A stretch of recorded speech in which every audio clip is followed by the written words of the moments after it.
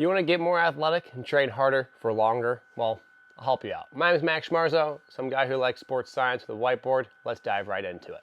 So when it comes to building your athletic base, there are two concepts we really need to understand.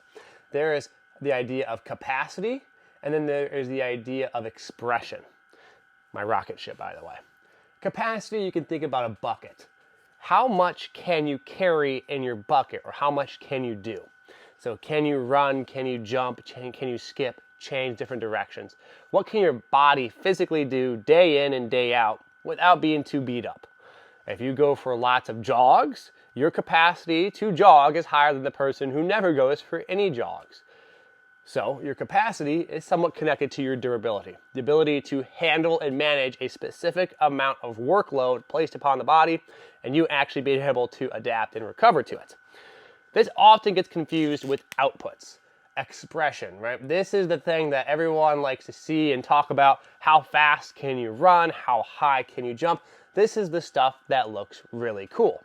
However, there is a distinction between the two, because right now, even if you're listening to this and you've never sprinted before, or I guess you probably sprinted before, but not in a long time, or haven't jumped in a while, you could probably go and jump as high as you can or sprint as fast as you can, assuming you're warmed up properly, just fine without any issues. However, if you did that day in and day out, you would break down. So what we see here right away is our capacity is not directly connected to our maximal output. They are somewhat connected because having a good capacity can help build the foundation to do more work, which builds the outputs, but they're not directly connected. So if we want to build our athletic base, there are some things we need to think about. We need to work on our capacity, low, medium, and some higher intensity movements through a variety of range of motions, force vectors, and different positions. Our ability to express ourselves or expose ourselves to that over and over again allows us to build what is our expression, because if we can train more and do more things that are related to the expression of maximal outputs, then we can actually jump higher and run faster, and it won't beat us up like we would if we didn't have the foundation to do so.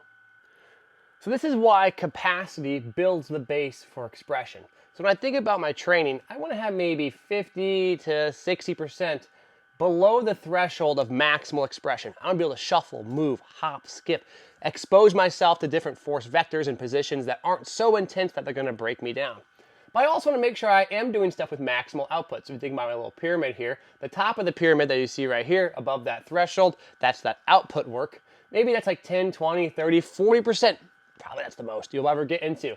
And below that, we have low and moderate intensity work. So we have a nice balance between the two, with the capacity work building our ability to do more expressive work on the field or on the court.